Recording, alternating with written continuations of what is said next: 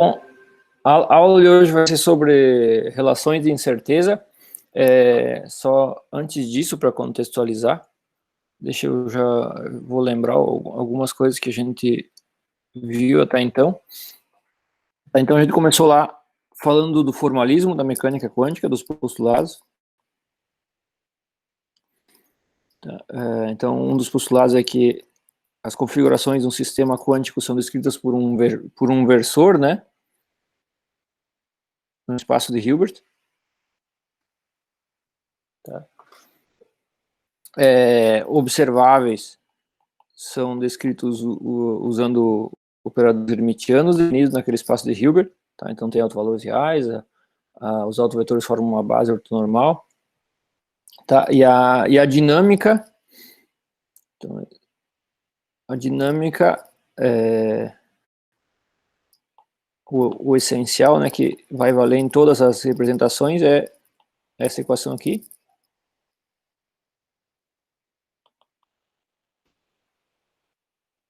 Tá?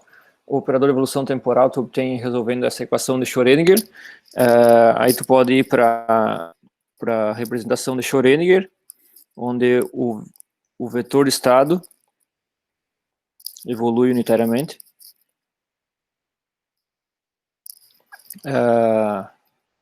E os observáveis não mudam. Ou tu pode ir para a representação de Heisenberg. O estado não muda. O psi0 vou chamar, sempre o mesmo para todas as representações, então vou chamar só de psi0. E aí os observáveis em Heisenberg mudam, né?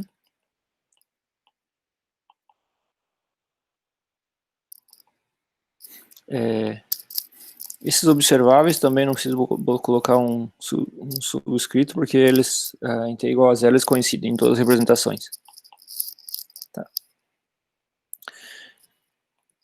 E aí tem a representação de interação que é intermediário entre esses dois casos, tá? Mas o que a gente vai usar nessa e na próxima aula são essas duas primeiras representações, tá? Aí depois de ver essa primeira parte do formalismo, a gente falou, a gente viu aplicações, né?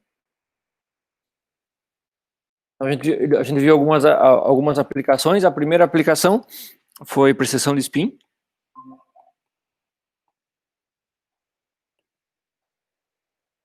Ou de momento magnético, né? Essa foi a primeira aplicação desse formalismo que a gente viu, aplicando a representação de Schrödinger e de Heisenberg. Algo que eu quero chamar a atenção aqui, a gente viu no formalismo, né, um exemplo disso, que é para a motivação das relações de incerteza. A gente viu no formalismo, pelo menos eu comentei rapidamente no formalismo, que se tu tem lá um sistema que tu não conhece o estado, sistema quântico que tu não conhece o estado, aí tu faz uma medida, mede aqui, digamos, um observável A, aí tem o conjunto de resultados possíveis, né, para esse observável. Aí, quando tu obtém um certo resultado, né, A2 no caso aqui, digamos, tu sabe que o estado preparado imediatamente depois da medida desse primeiro observável vai ser o A2. Aí tu manda esse estado aqui e mede um outro observável, B, digamos. Tá. Aí, claro, tu vai ter, a princípio, obter os possíveis valores desse observável. Então, o que eu comentei lá é que se o A e o B não comutam, se esses dois operadores hermitianos não comutam, então eles não podem compartilhar a mesma base de autovetores. Eles têm que ter pelo menos um autovetor não comum a eles, tá? Digamos que esse autovetor não comum é o A2, tá? Ou um dos autovetores, né, não comum.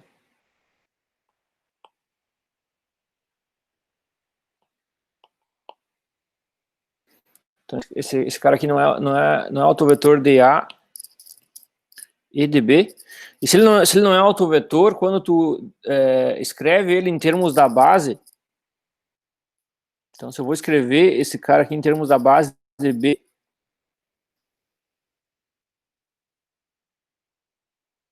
eu vou ter que ter pelo menos 2 coeficientes aqui não nulos, tá?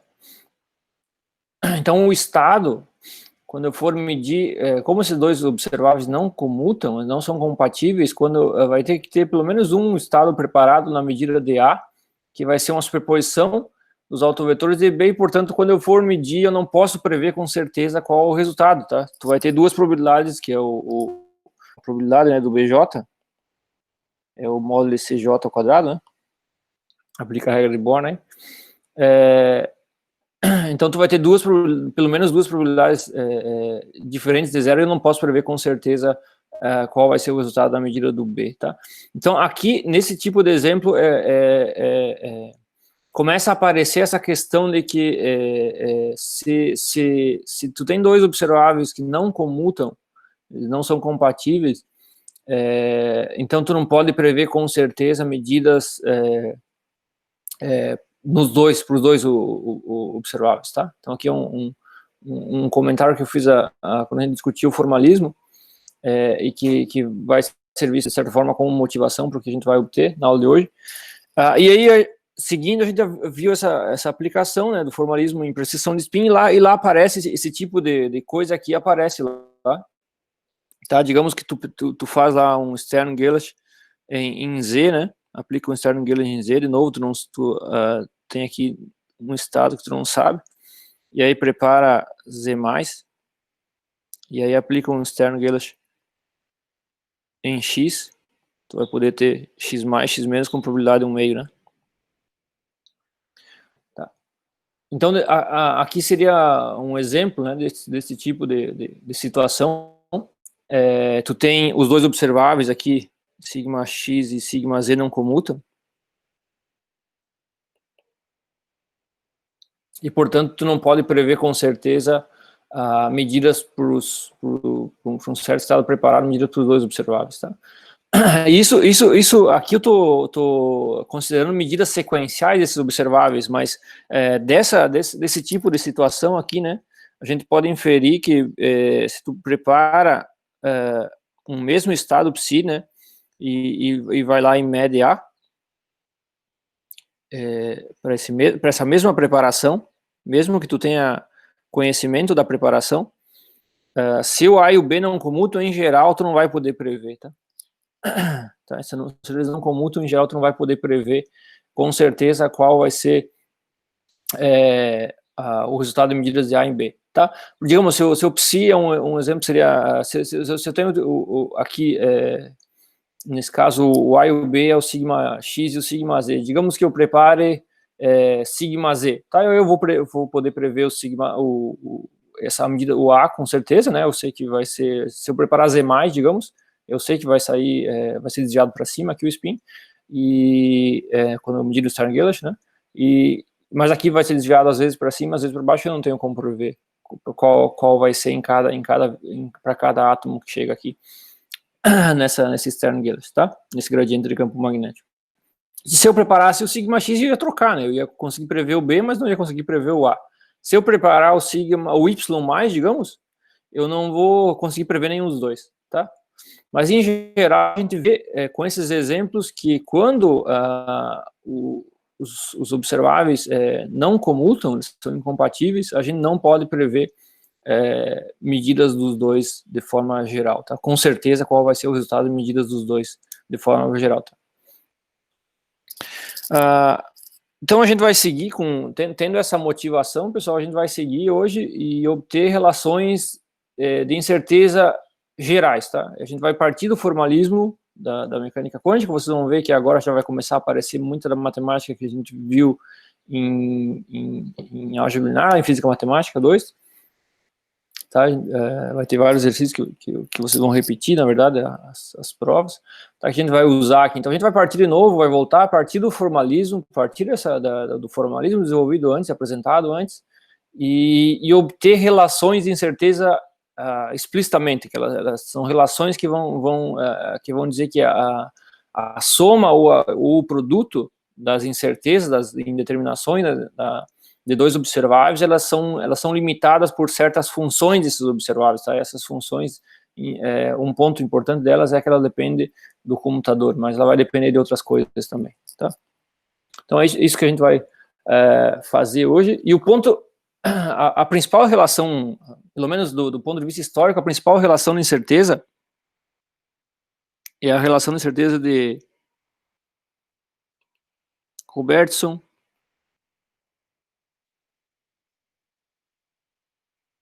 Heisenberg, Schrödinger.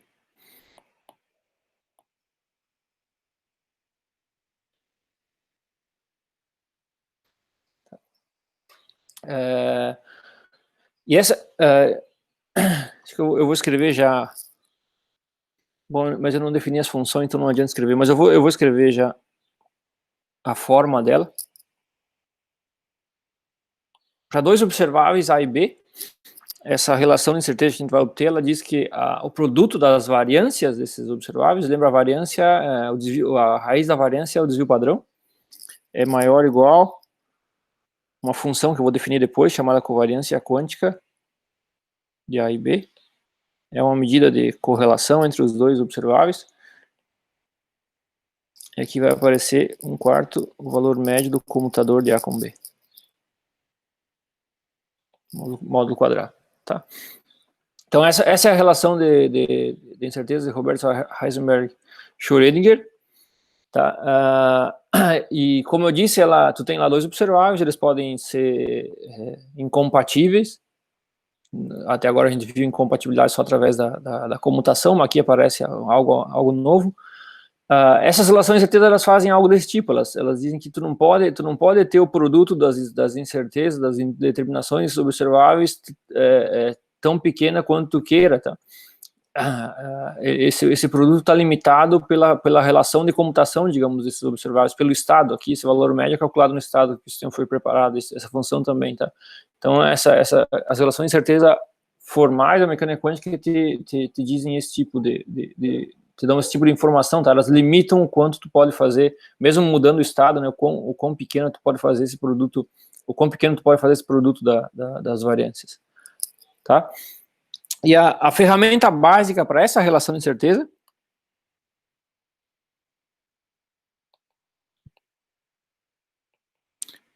é a desigualdade de Cauchy-Schwarz, tá? O produto escalar entre um vetor psi com ele mesmo, vezes o produto escalar de um vetor φ com ele mesmo, é maior ou igual ao módulo quadrado do produto escalar do produto interno entre psi com φ, tá? Eu pedi no exercício para vocês provar reprovar, né? Vocês já fizeram isso, rever a prova, né? Da desigualdade de Cauchy-Schwarz. Tá? Aqui só em relação à notação, quando eu vou usar para um operador qualquer, tá? Pode ser observável ou não. Eu vou usar esse símbolo aqui para o valor médio dele, tá? Mas isso aqui quer dizer, vai estar querendo dizer que é o valor médio calculado no estado Xi, né? Que é aquele sanduíche. Tá? Então sempre que aparecer o valor médio de um certo operador, é isso aqui, tá? Esse é o valor médio que a gente calcula em mecânica quântica, tá? Mas eu não vou escrever o estado. O estado de um certo operador é isso aqui, tá? Esse é o valor médio que a gente, tá? Mas eu não vou, que o sistema foi preparado, tá?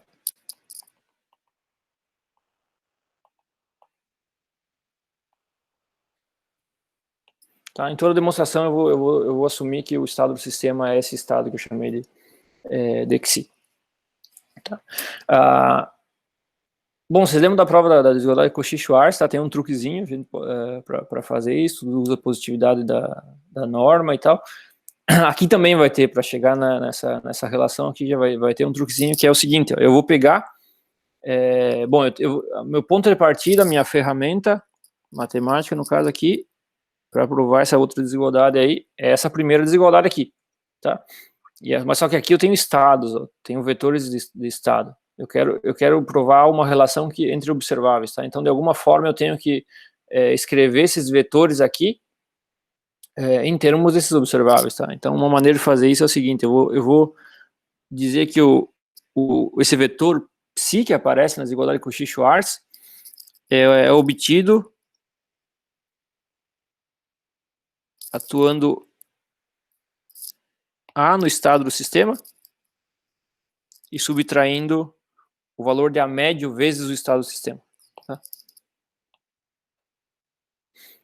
Tá, que vai ser equivalente a essa relação aqui. Aqui o I é o operador de identidade. Tá, e a mesma coisa para o φ, só que daí o φ, claro, eu vou definir em termos do outro observável.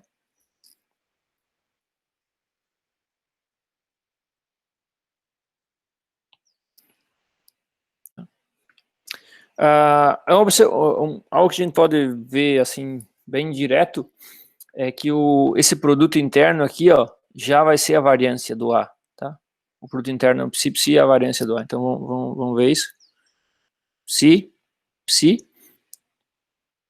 Então vai ser o produto interno de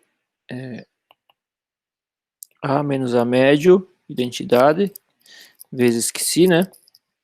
Com A menos A médio, identidade, vezes psi. Aí agora vocês usam a existência do adjunto, né? Esse produto interno aqui. Aqui eu estou usando a anotação para o produto interno.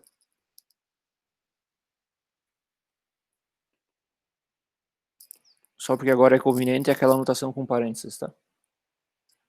Então agora eu uso a existência do adjunto para passar esse parênteses para cá, tá? Então isso aqui vai ficar o produto interno de xi com A menos A médio, identidade daga, A menos A médio, identidade, A médio, identidade. Bom, esse A representa um observável, né? Então ele é um operador limitiano. Esse aqui então o seu valor médio é o número real. Isso aqui o adjunto dessa expressão fica a própria expressão, tá? Então isso vezes isso dá o quadrado disso. Então eu fico aqui com produto interno entre xi, A menos A médio, identidade quadrado vezes xi.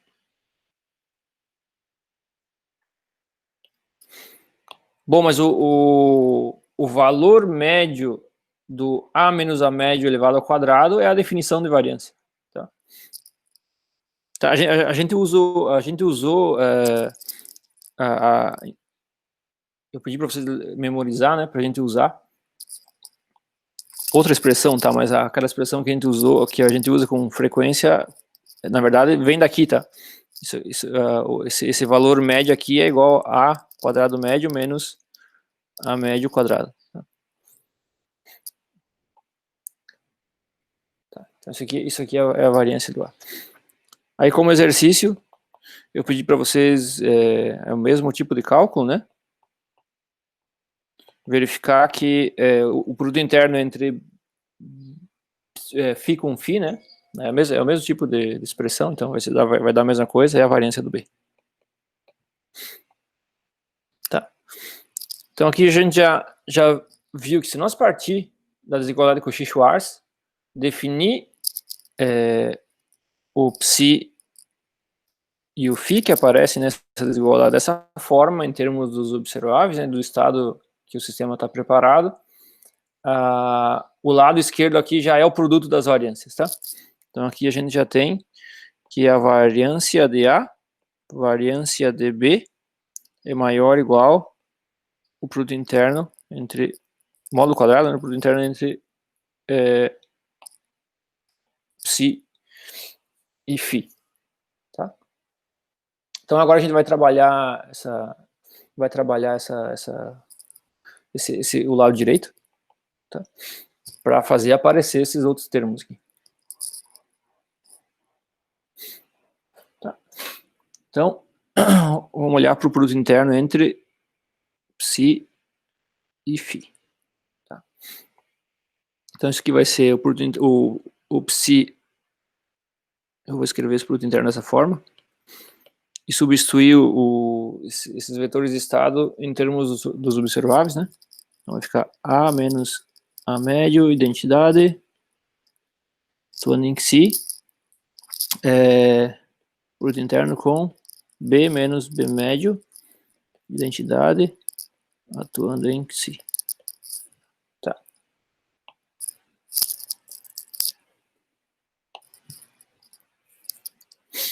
Aí, de novo, vou fazer direto aqui.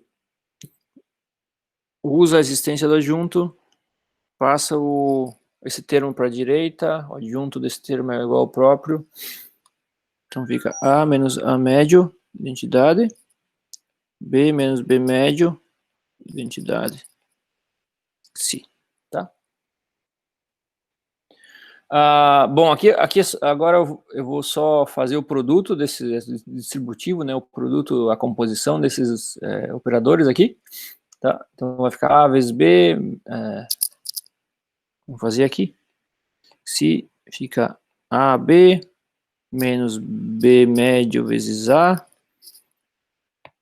menos A médio vezes B, mais A médio, B médio vezes a identidade. Atuando em si. Agora, quando vocês calcular aqui o produto, o valor médio da soma é a soma dos valores médios, tá? Então, aqui, quando eu fizer esse produto aqui, vai aparecer aqui o valor médio de A vezes B, tá? Quando eu fizer esse sanduíche aqui desse termo, esse valor médio é um escalar, sai do sanduíche, fica o sanduíche só de A, tá? Então fica menos B médio A médio. O outro termo, mesma coisa, menos A médio B médio.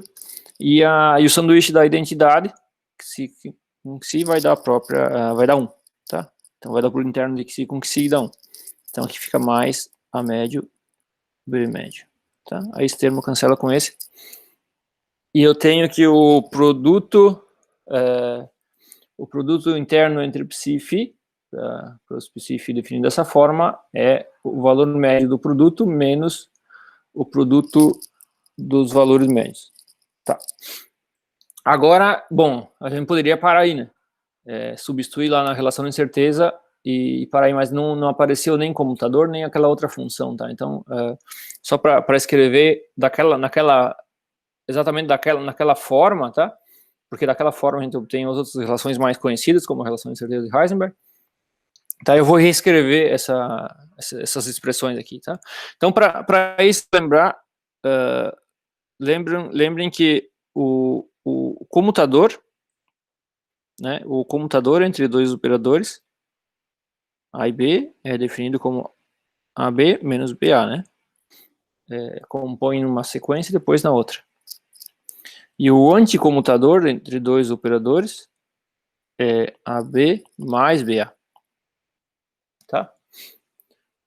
Então, esse AB que aparece aqui, ó, dá para ver que a gente pode escrever como, se eu somar o comutador com o anticomutador e dividir por 2, eu tenho o AB. Tá? Então, daqui, a gente pode escrever como, se eu somar o comutador com o anticomutador e dividir por 2, eu tenho o AB. Tá? Então, daqui, eu vejo que o AB que aparece ali, eu posso escrever ele como 1/2 do anticomutador de A com B, mais o computador de A com B. Tá? Então já começou a aparecer o computador, que tem a ver com a incompatibilidade entre os observáveis, tá? Então por isso que a gente vai pegar e colocar lá. Aí aquela relação ali fica escrita assim, o produto interno entre psi e φ, tu pode reescrever ele dessa forma aqui. Já vou escrever ele, depois eu vou dizer por que eu vou reescrever assim. Então fica 1/2, o valor médio do anticomutador de A com B, menos 2 vezes o valor médio de A, o valor médio de B, mais 1/2 do valor médio do comutador de A com B. Tá. Então, só substituir esse AB aqui, coloquei esses dois termos para esse lado e esses dois termos para esse lado. Por que eu fiz isso, pessoal? Deixa eu ver só qual que eu deixei como exercício e qual que eu fiz aqui. Acho que eu deixei...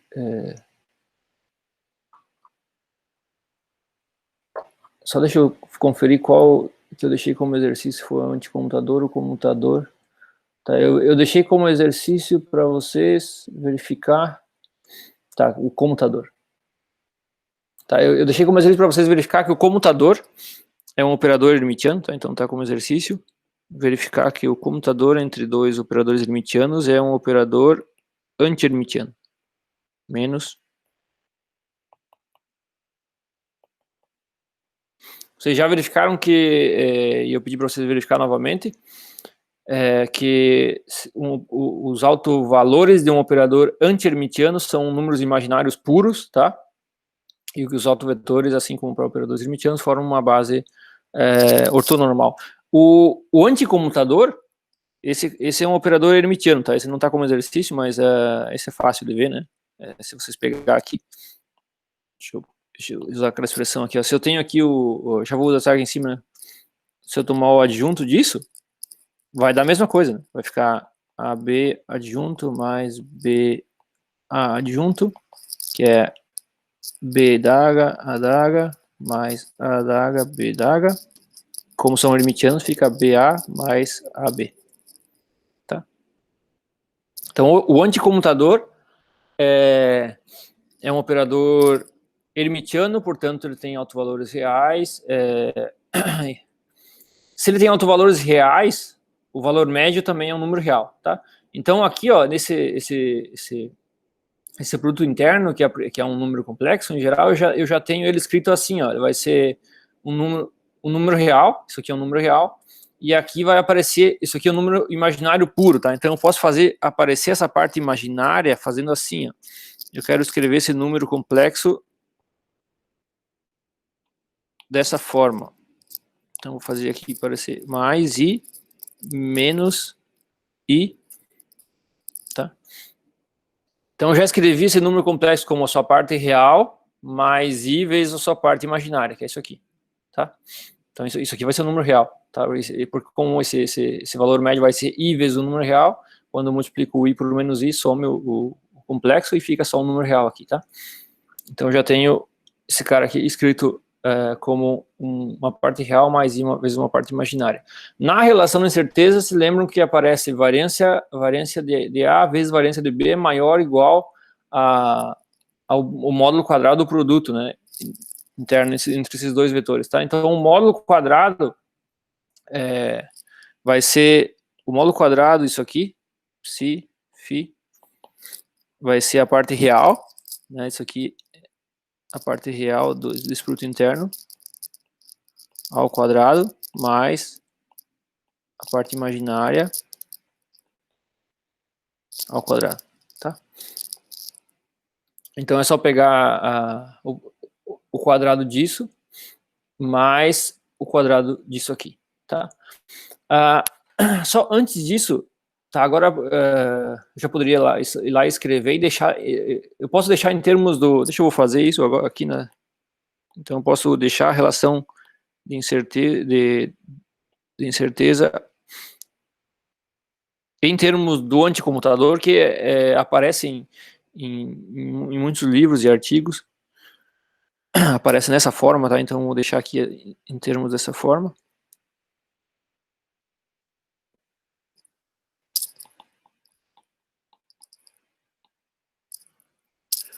Tá? Ao quadrado, mais, tá, daí eu tenho esse termo aqui ao quadrado. Esse termo aqui ao quadrado fica menos i vezes menos i, fica i ao quadrado, que é menos 1, tá? Então aqui fica...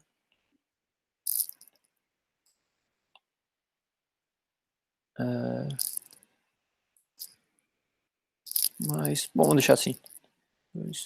Valor médio do computador.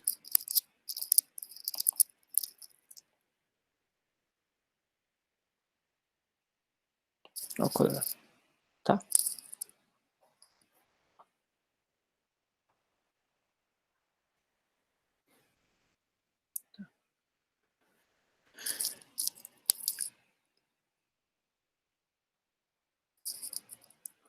Pois é. Tá, agora uma coisa está me chamando a atenção. Módulo quadrado.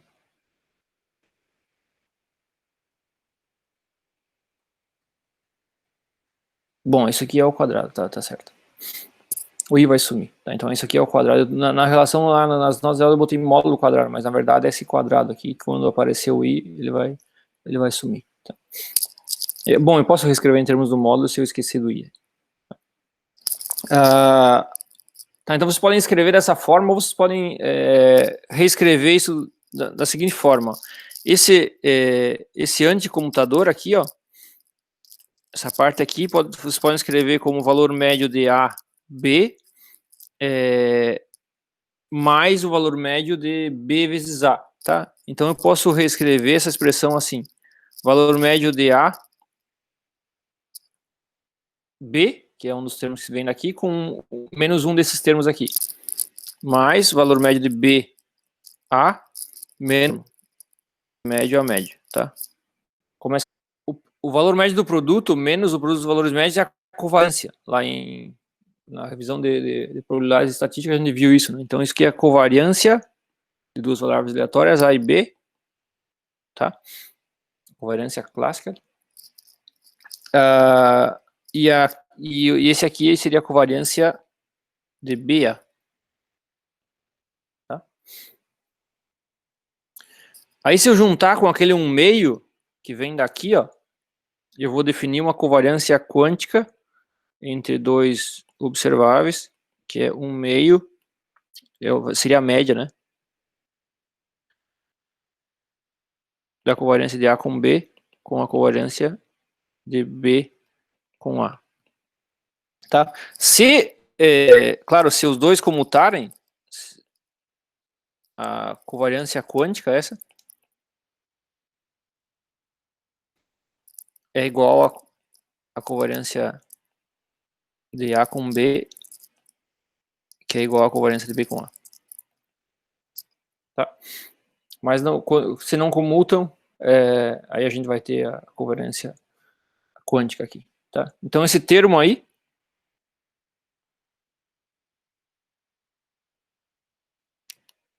fica essa função covariância quântica, está relacionada com a correlação entre esses observáveis, tá? A interpretação é um pouco complicada aqui de correlação, o que significa correlação entre os observáveis, mas é uma medida de correlação entre variáveis aleatórias, tá? Então, vocês podem pensar em como que existe coincidência entre medidas entre valores, tá? Esse é o termo aqui, vocês poderiam deixar assim, mas vocês podem fazer o seguinte, ó, eu posso esquecer desse i aqui, desse menos i, tá? Apareceria, se eu fizesse o quadrado, ficaria um menos. Quando eu for calcular, como esse cara aqui é um número imaginário puro, vai aparecer um i vezes um número real, tá? Então eu posso esquecer desse menos i, desse negativo que aparece aqui, e tomar o módulo quadrado, porque esse menos i com aquele i vai dar 1, né? Então isso aqui vai ficar 1/2 do número, daquele número real, tá? Aí eu posso reescrever isso assim, vai dar no mesmo, quando eu fizer os cálculos, módulo 1/4, módulo quadrado do valor médio de A com B. Tá.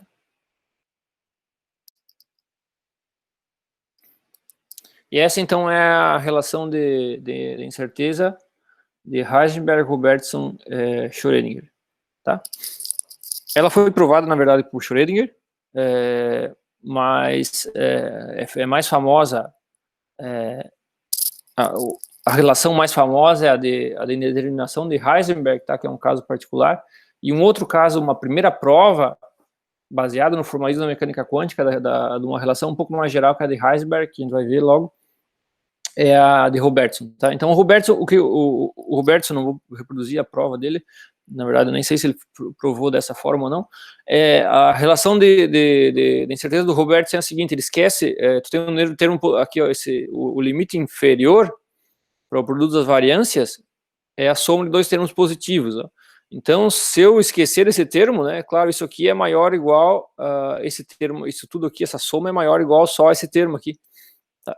Então, se nós esquecer esse termo, a gente obtém a relação de incerteza de Robertson. Tá?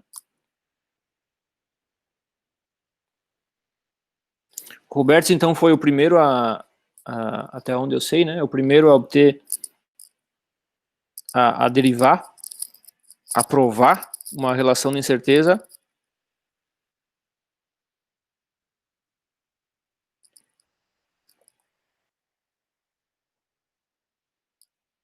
em termos do computador. Vocês podem reescrever a dele em termos, toma a raiz quadrada dessa expressão, né? E vocês têm que o produto do desvio padrão de A com desvio padrão de B é maior ou igual a 1/2 do módulo do valor médio do computador. Na verdade, foi essa versão aqui que ele provou. Tá? É um artigo bem curto da Physical Review. Então, essa relação de incerteza do Robertson, e que então foi provada matematicamente, e a do Heisenberg é uma relação de indeterminação que foi inferida, tá? Ou assumida como sendo verdade, tá? Para alguns observáveis. A mais famosa é a posição momento linear, né? Então, se nós tomar aqui a posição, o A como sendo a posição, o B como sendo o momento linear,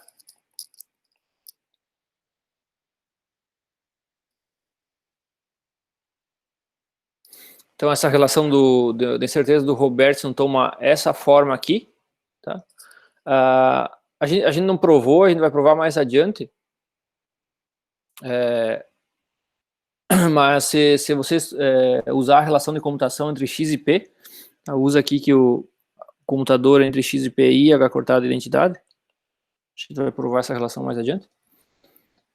Aí sim vocês chegam na relação de incerteza de Heisenberg. Então aqui o valor médio do I é igual a 1, o módulo de IH cortado é H cortado.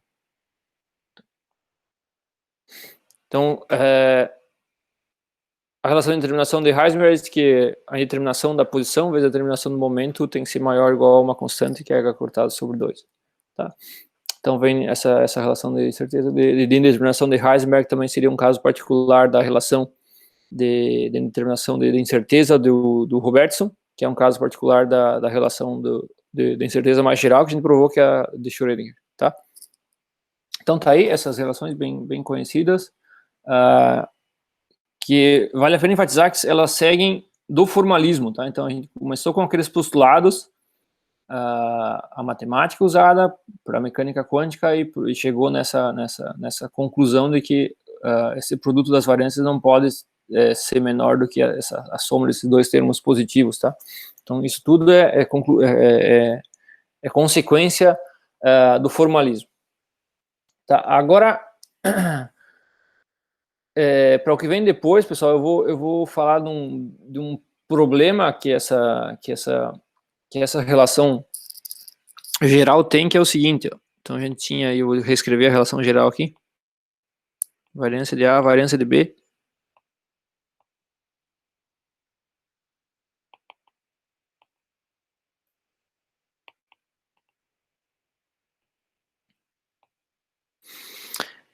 maior ou igual a covariância quântica de A com B ao quadrado.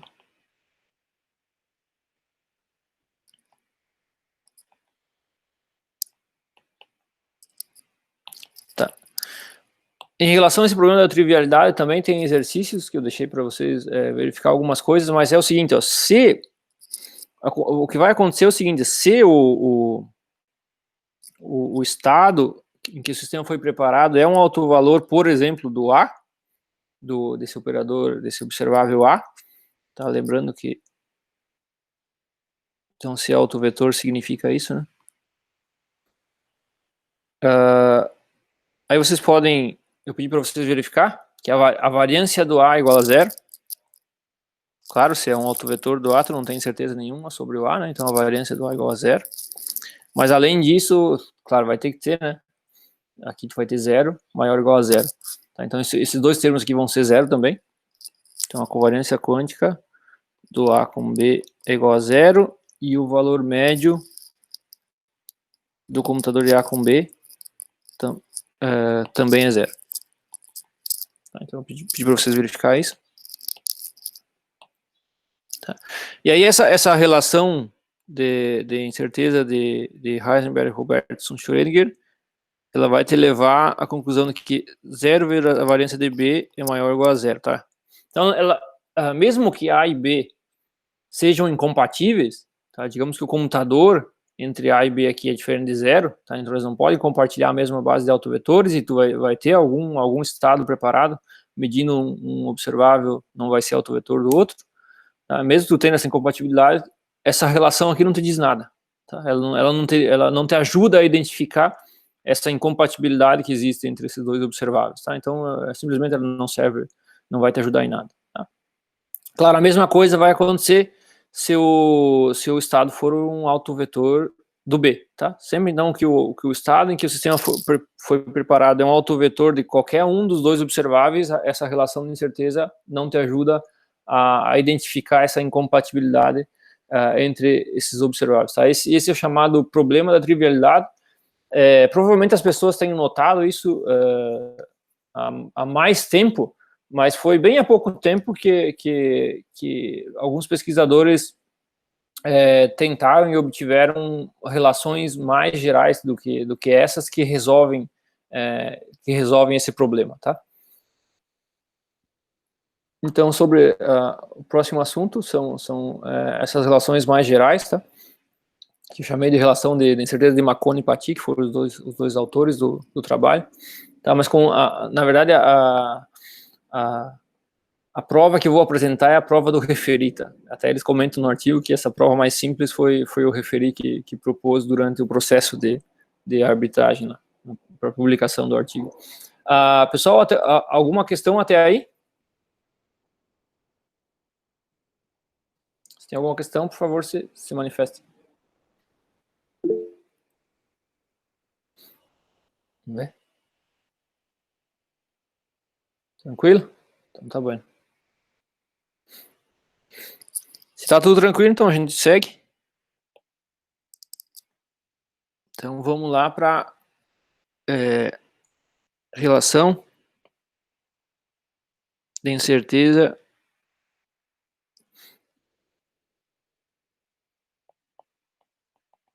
de Marconi e Paty. Tá, antes disso, desculpa. Antes disso, essa relação de incerteza de Marconi e Paty, ela envolve a soma das variâncias, tá? Então, só antes disso, vou colocar com uma observação aqui, que a gente pode já deixar claro que não é porque eu estou trocando o produto das variâncias pela soma das variâncias que a nova relação de incerteza vai evitar esse problema da trivialidade, tá? Por outro motivo, pela forma como a gente obtém essa nova relação de incerteza. Vocês poderiam mesmo das relações aqui dessas relações de Robertson, Heisenberg, Schrödinger, obter uma relação para a soma, tá? Pega e faz o seguinte, para obter uma relação para a soma das variâncias, pega o sigma A menos sigma B, isso tem que ser, eleva ao quadrado, e tu sabe que isso é um número maior ou igual a 0, tá? Abre esse quadrado, então tu tem sigma A ao quadrado, menos 2 sigma A, sigma B, mais sigma B ao quadrado, maior ou igual a 0. E daqui tu tem, então, que a variância de A, que é o sigma A ao quadrado, mais variância de B, maior ou igual a 2 sigma A, sigma B. Usa agora essa relação do Robertson, tá? Então isso aqui vai ser, esse produto aqui vai ser maior ou igual, o 2 com aquele 1 meio, né? Some. Módulo do valor médio do computador entre A e B. Tá? Então, tu pode obter uma relação de incerteza para soma das variâncias a partir dessas relações, mas ela vai continuar tendo problema da trivialidade. Por exemplo, aqui, nesse exemplo aqui, né, que o estado é um autovetor do A variância do A é igual a 0, aí tu tem a variância do B, que vai poder ser diferente de 0, Só que esse termo aqui é igual a zero, então tu tem variância de B maior ou igual a zero, tá? Mas isso também é uma informação trivial, tá? A gente sabe pela definição de variância que isso é verdade, tá? Então, de novo, mesmo que a relação de incerteza esteja escrita em termos da soma de variâncias, ela não te traz nada de novo, ela continua tendo esse problema da trivialidade. Então, vamos lá para a relação de incerteza de Marconi-Patti.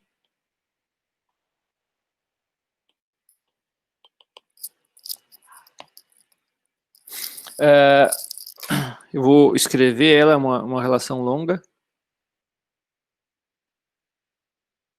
Então, eu vou escrever, depois a gente procura pela prova. Faz a prova, né? Então, a soma das variâncias de dois observáveis quaisquer é maior ou igual ao máximo entre dois limites inferiores aqui. Um dos limites é 1/2, módulo de Xi, que é o estado que o sistema foi preparado, A mais menos B, Xi ortogonal, já vou dizer o que é cada coisa aqui.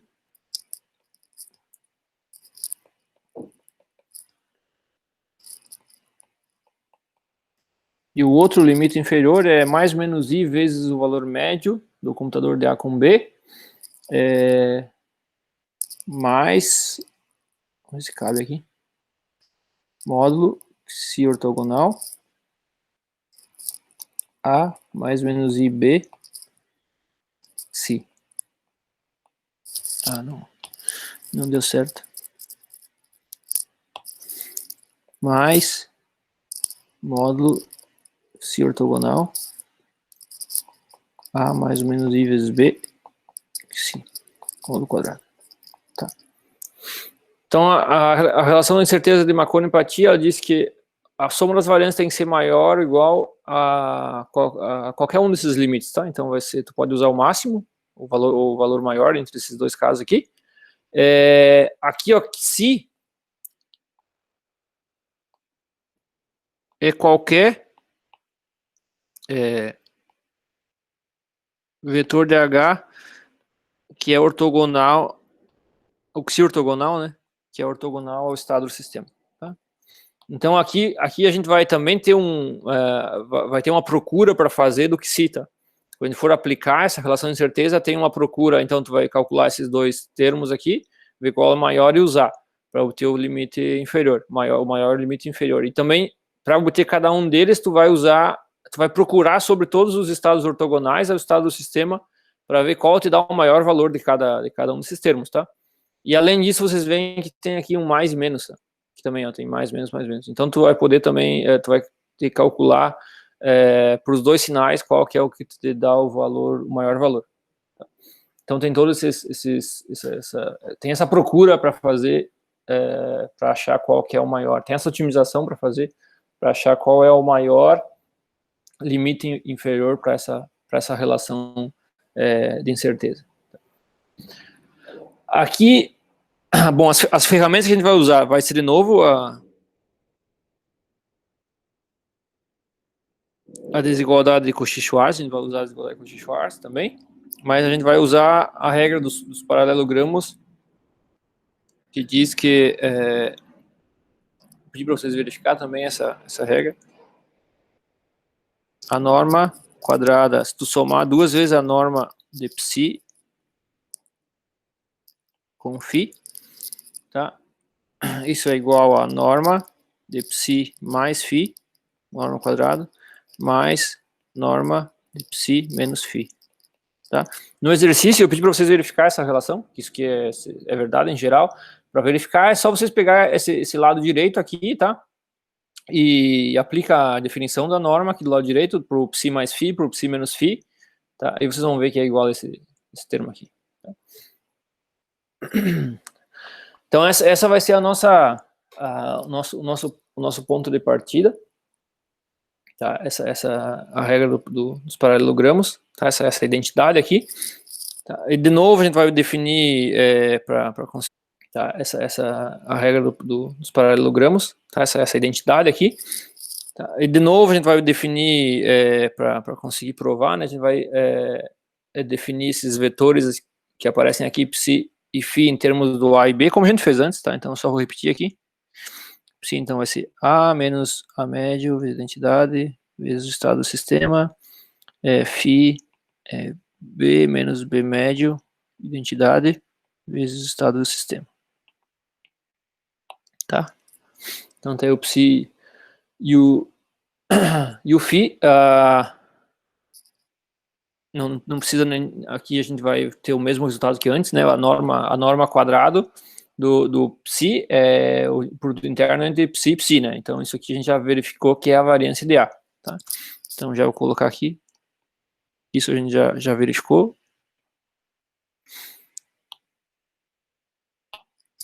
E a norma quadrada do φ é a variância do B.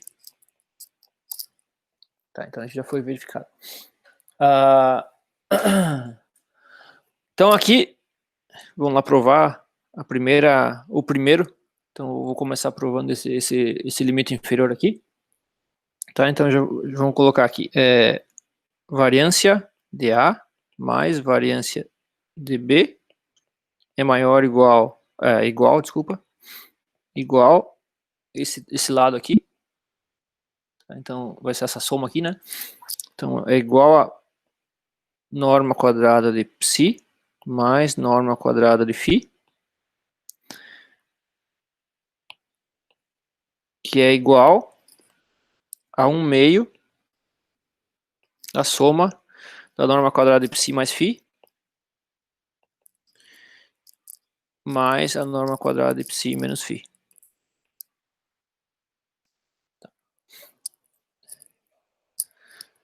Bom, aqui eu estou somando dois termos positivos, né? Número positivo, então estou somando dois termos positivos. Eu posso já fazer aparecer uma desigualdade aqui pelo seguinte: eu vou usar um dos termos só, tá? Então isso aqui vai ser maior ou igual a 1/2 vezes a norma quadrada de psi mais φ ou de psi menos φ, de qualquer um dos dois. Posso escolher qualquer um dos dois.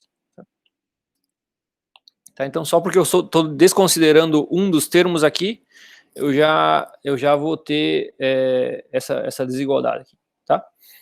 Então aqui, essa norma quadrada, então vai ser o produto interno de psi mais ou menos φ, com ele mesmo. Tá? Então aqui vai ser, vamos colocar psi mais menos φ, psi mais menos φ. Tá, então isso tudo vem da regra dos paralelogramas, não fiz nada diferente, agora só fiz aparecer essa desigualdade aqui. Tá? Agora aqui vai aparecer o estado ortogonal, tá? Ele tem que ser um estado, ele tem que ser um versor, ele tem que ser normalizado. Tá?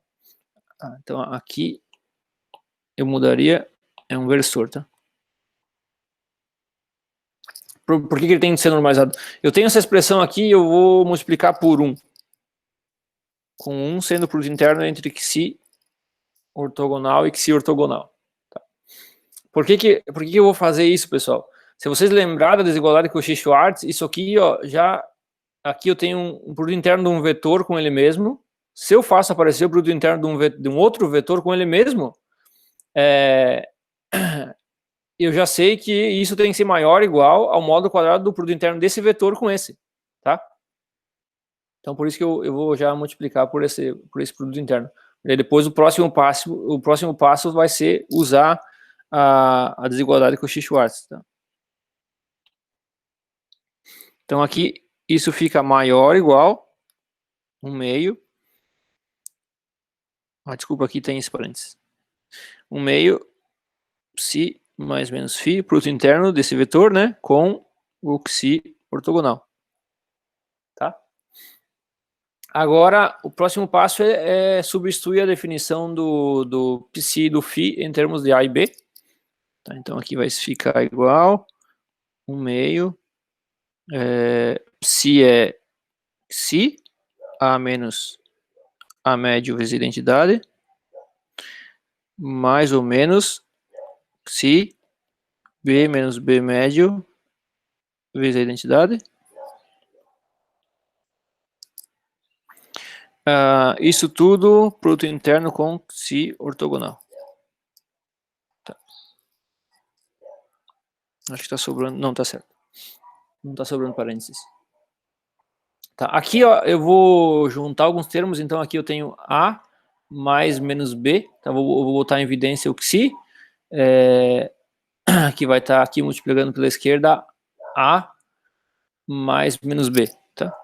Então isso aqui vai ficar igual a 1 meio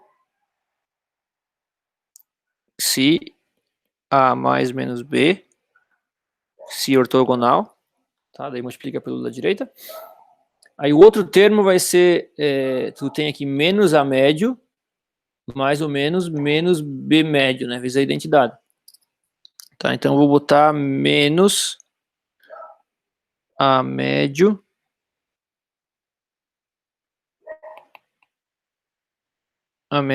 mais menos B médio. Aí tu teria como é escalar, né? Esse psi vai passar e vai atuar, vai bater aqui na identidade e aqui na identidade, tá? Então, quando tu faz isso, fica o próprio psi à esquerda e vai aparecer o produto interno entre psi e psi ortogonal, que por definição, né? Por isso que a gente, na verdade, usa... por isso que aparece esse psi ortogonal aqui, porque nesse ponto a gente tem que fazer isso igual a zero. Ah, desculpa, aqui tem um erro, né? Porque quando eu usei a desigualdade Cauchy-Schwarz, o produto interno de um vetor com ele, vezes de outro vetor com ele, é maior ou igual ao módulo quadrado, tá?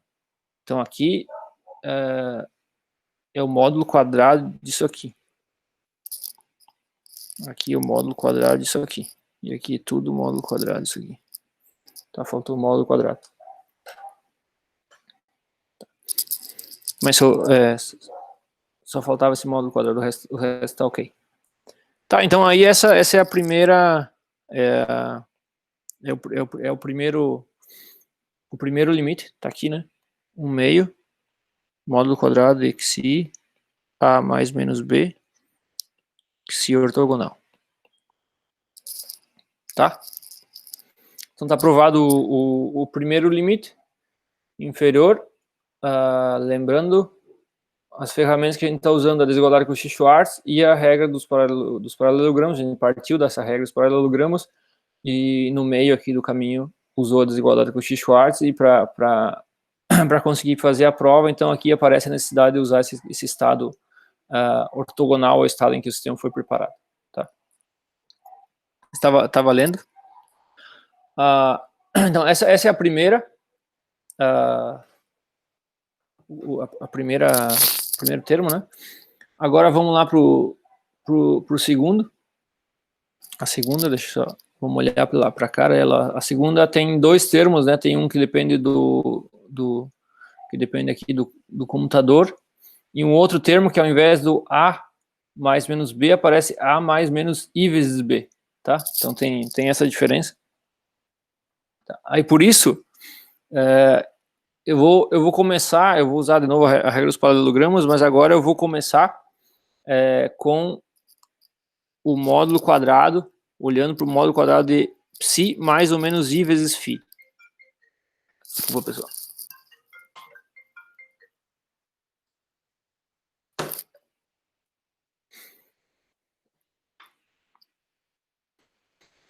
Tá, então aqui eu tenho psi mais ou menos I φ. Se eu olho para esse módulo quadrado, vai acontecer o seguinte, ó. Vai ficar então aqui o produto interno de psi menos mais I vezes φ. O produto, não o produto interno, o produto de psi menos mais I vezes φ com psi mais menos I vezes φ. Tá, que é esse termo primeiro com primeiro dá norma quadrada de psi. Esse último com o último, ó, vai ficar menos I com mais I com menos I, que dá 1, né? Então é a norma quadrada de φ. Aí tem os termos cruzados, né? Psi mais menos I psi φ. E aqui tu vai ter menos mais I φ psi. Então eu posso colocar em evidência o mais menos I. Então vou ter psi com φ menos φ com psi. Tá? Daí aqui tu usa uma das regras básicas para o produto interno. Isso aqui é psi-fi conjugado. Tá? Aí esse número complexo vezes, menos o seu conjugado dá 2 vezes I vezes a parte imaginária desse número complexo. Tá? Então isso aqui fica reescrito assim: norma psi quadrado mais norma fi quadrado mais menos I, 2I, parte imaginária de psi vezes φ. Tá. Agora, lembrando do que a gente viu lá quando estava falando lá da relação de Schrödinger, cadê? O produto interno, aqui tá. Aqui, o produto interno está aqui. Tá? Então, daqui dessa relação, ó, tu tem que o produto interno de psi com φ isso aqui a gente chamou de covariância quântica, né? Mais I vezes esse termo aqui. Tá? Então a gente vai usar agora, vai aplicar essa relação para tomar a parte imaginária. Tá? Então lembrando aqui, psi, φ é a covariância quântica de A com B, mais I vezes menos I, o valor médio do comutador de A com B, sobre 2. Tá. Isso tinha um sobre 2. Tá. Tá, então a parte imaginária, isso aqui, ó, esse termo aqui, então, é a parte imaginária do produto interno psi com φ, tá? Que a gente vai substituir em cima. Tá? Então, usando essa relação, vai seguir que o psi mais menos I φ módulo quadrado é igual norma quadrada de psi mais norma quadrada de φ mais menos I 2 I menos I valor médio de A do computador de A com B sobre 2. Tá? Esse 2 com esse 2 cancela, esse I com esse menos I fica igual a 1. Tá? Então isso aqui fica finalmente psi quadrado mais φ quadrado mais ou menos I vezes o valor do computador de A com B.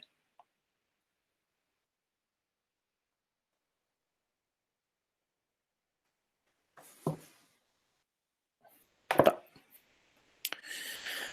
Agora a gente vai, já dá para ir para a prova do segundo, daquele segundo limite, né? Que é o seguinte, a gente vai pegar e partir, isolar esse termo aqui, que a gente sabe que é a soma das variâncias, né? Então, variância de A mais variância de B é igual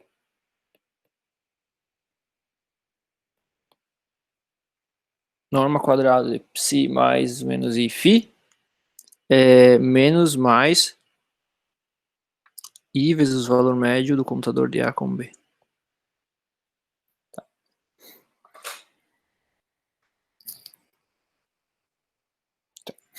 Aí agora aqui a gente vai aplicar basicamente, a gente não vai usar a regra dos paralelogramos nesse caso, tá? A gente vai aplicar só a desigualdade Cauchy-Schwarz.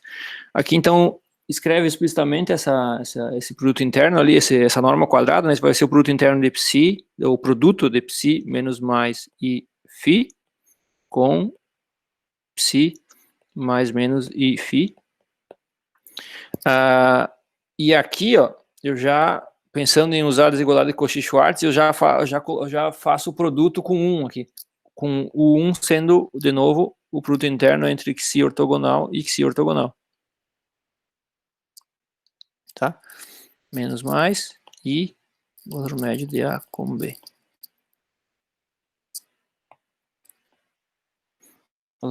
do computador de A com B. Tá.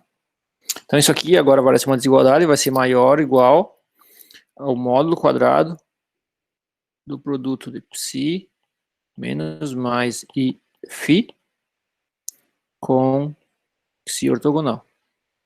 Opa, módulo quadrado. Menos mais I valor médio do computador de A com B.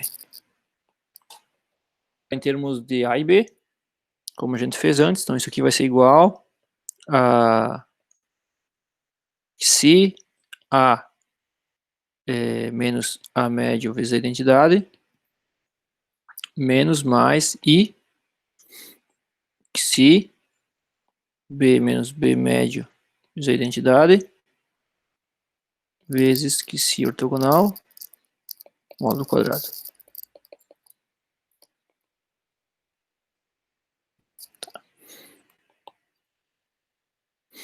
Aí coloca agora de novo, coloca em evidência o xi, o A, o B, depois está um produto com xi ortogonal, então fica xi A menos mais I vezes B, xi ortogonal, tá? Só fazer a distributiva aqui, o produto, junta os termos, e aí tu vai ter aqui menos A médio, menos B médio. Tá, então fica menos A médio, menos mais I B médio, aí fica o sanduíche de xi, identidade xi ortogonal, xi ortogonal, módulo quadrado. De novo, isso aqui é igual a zero, por definição, né? Menos mais I. Tá, e aí esse aqui é o segundo limite, né? Fica módulo quadrado xi A menos mais IB xi ortogonal menos mais I A com B. Tá? Então esse aqui é o segundo. Cadê? Aqui tá. É esse segundo limite. Tá? Só troquei a ordem do mais mesmo, isso não importa, né? E aqui eu troquei a ordem tá aqui xi ortogonal, xi, mas também tanto faz, né? Porque é o módulo quadrado, então não muda, tá no mesmo. Tá, e esse cara aqui peraí, nesse caso muda sim, porque esse cara aqui esse cara aqui não é hermitiano, tá? Então aqui muda assim, isso aqui não pode ser essa ordem, tem que ser o xi ortogonal na direita.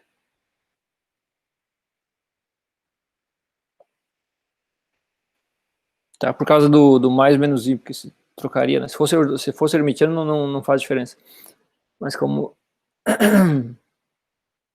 troca o sinal, quando estão adjunto, aí faz diferença. Tá.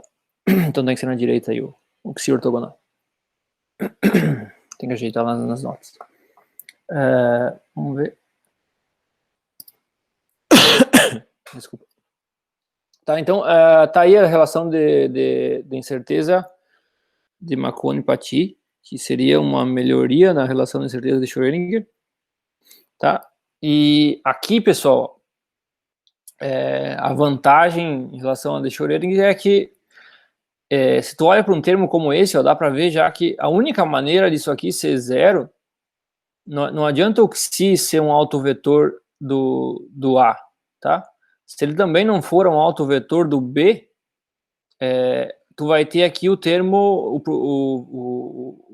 produto entre xi, B e xi ortogonal, tá? Que não é zero, porque se o xi não é autovetor do B,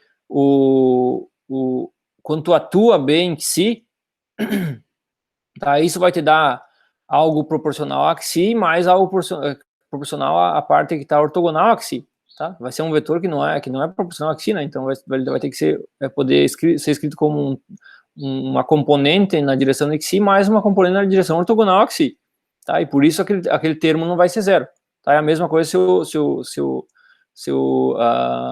xi for um autovetor do B, o termo com o A também não vai ser zero. Tá? Não tem como ser zero. Então a única maneira disso aqui C0 é se o xi for autovetor do A e do B simultaneamente, tá? Porque daí isso aqui passa por esses caras aqui, atua, né? Aparece os autovalores e ele vai ficar o produto interno de xi ortogonal que vai dar 0.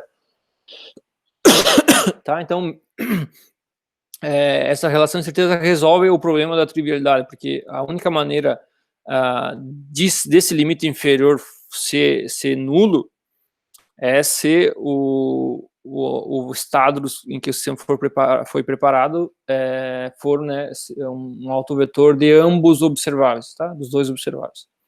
Tá? Então resolve aquele problema da trivialidade. Bom, já são 11h12 e eu tenho um exemplo para dar, mas esse exemplo envolve um cálculo um tanto longo, tá? Então eu vou... Tá, o exemplo que eu vou dar para vocês na próxima aula de cálculo e aplicação dessas relações de incerteza vai ser para o campo elétrico e o número de fótons de um modo do campo eletromagnético em uma cavidade, tá? Unidimensional a cavidade, no caso mais simples, tá? É basicamente a álgebra do oscilador harmônico, então eu vou fazer as contas desse exemplo para vocês na próxima aula. Para essa aula eu só quero comentar mais uma coisa, pessoal. Relações de incerteza em mecânica quântica é um assunto muito, muito diverso, tá? Tem muita coisa para a gente aprender, entender ainda. Tá? Há um bom tempo atrás o pessoal começou